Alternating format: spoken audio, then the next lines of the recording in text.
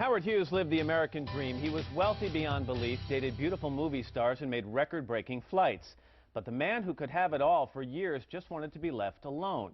Because of that, much of his life has remained a mystery until now. Author Richard Hack uncovers America's first billionaire in his new book, simply called Hughes. Richard Hack, good morning. Good to see you. Thank you very much.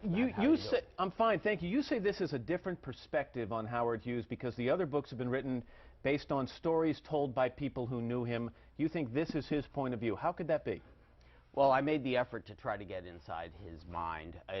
This is you know, he was America's first billionaire, and he was a famous film producer after all. He did, you'll recall, The Outlaw with Jane Russell and the Press, and he won the first Oscar award for the best comedy film. He also flew around the world setting records. He also bought half of Las Vegas, and he also was America's #1 defense contractor, and he dated all those beautiful women that you know, Katharine Hepburn, right. Betty Davis, Lana Turner. But the fact was, this is a man that absolutely was elusive.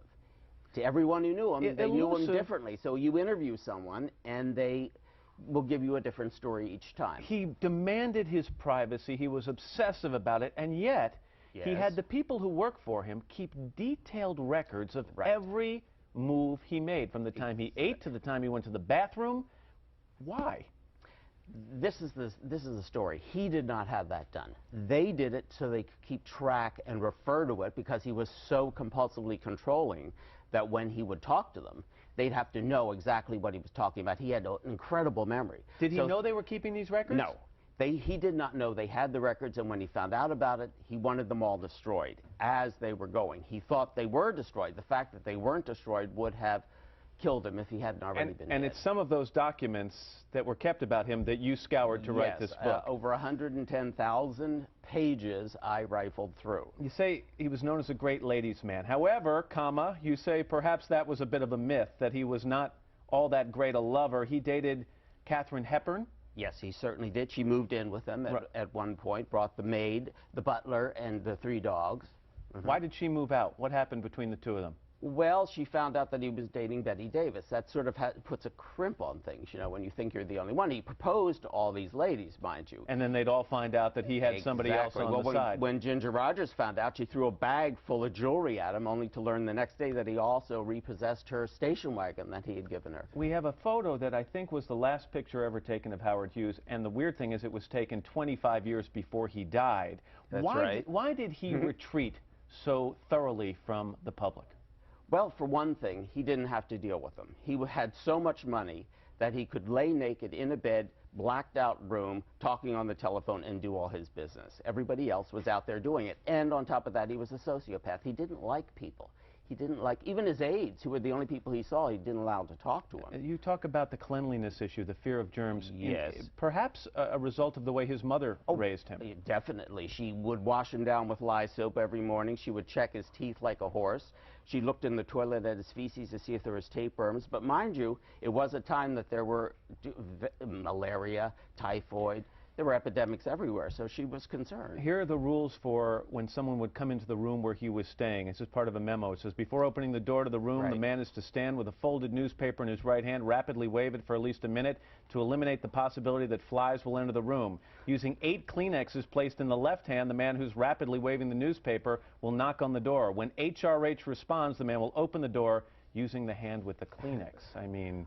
Right, as opposed to the dirty hand. I mean, hello, Howard, you know.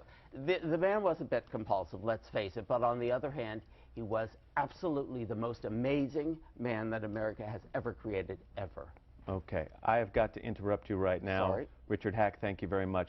We appreciate the book is called Hughes. We want to go live right now and show you a picture of the World Trade Center, where I understand, do we have it? No, we do not. We have a breaking story, though. We're going to come back with that in just a moment. First, this is Today on NBC.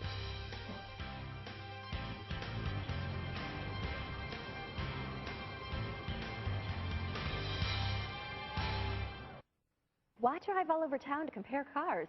Make one stop at CarMax and test drive an Accord, Taurus, and Camry.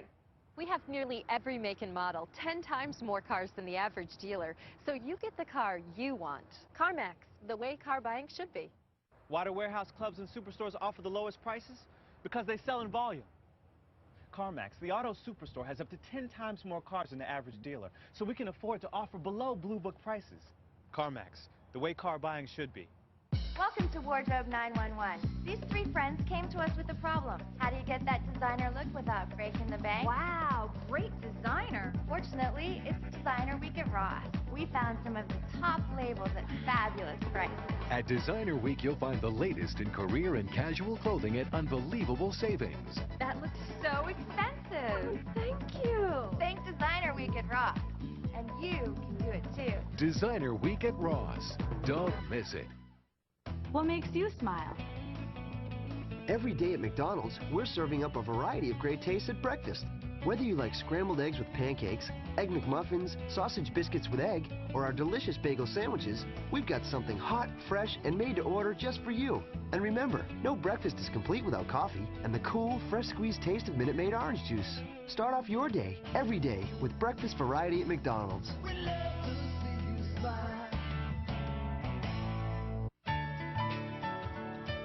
As Matt just mentioned, we have a breaking news story to tell you about. Apparently, a plane has just crashed into the World Trade Center here in New York City. It happened just a few moments ago, apparently. We have very little information available at this point in time, but on the phone we do have Jennifer Oberstein, who apparently witnessed this event. Jennifer, can you hear me?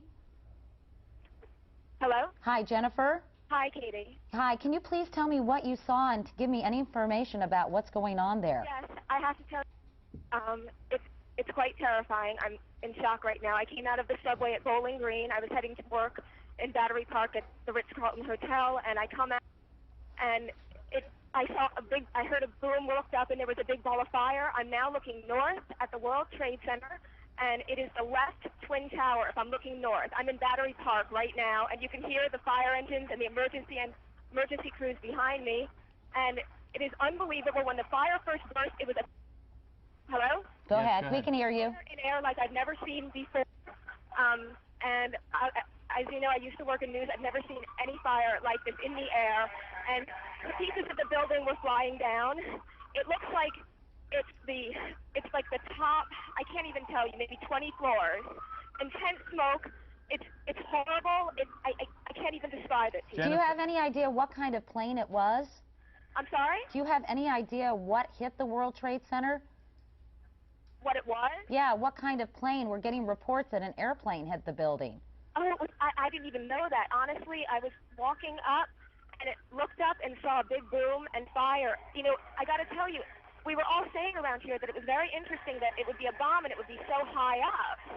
So perhaps it was a plane. We have no talk of a plane. However, I have to tell you, there are still things flying in the air.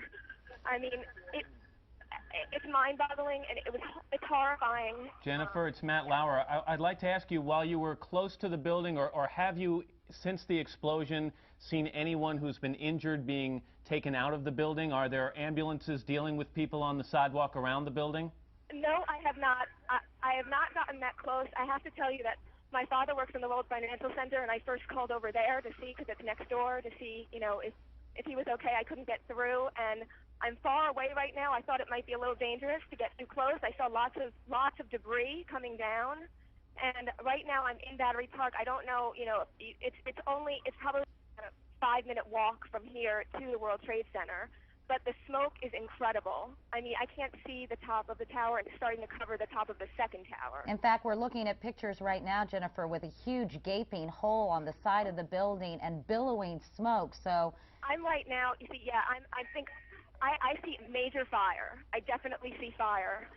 And Jennifer, you said you're looking north at the building, so in other words, you're south of the building, yes, is that right? Correct. Because we're looking at a picture that is looking at the north side of the building. I'm on the exact opposite side. And it appears that is where the largest hole is, and again, as you mentioned correctly, toward the top of the building, but on the north side, and then on the, what I think is the west side of the building, we can also see some holes there that could have been from damage once the impact occurred. Again, we've been told that if this is a plane, we don't have confirmation on that, but there is an enormous hole in the north side of that building. Jennifer, can you tell us a little bit more about what you heard when you heard this explosion? Describe it for us. Absolutely. When I walked out of the subway, I looked at the Twin Towers because I mean, I just always look up there, and right when I looked up, there was a boom. It wasn't that loud. Like, it wasn't huge. However,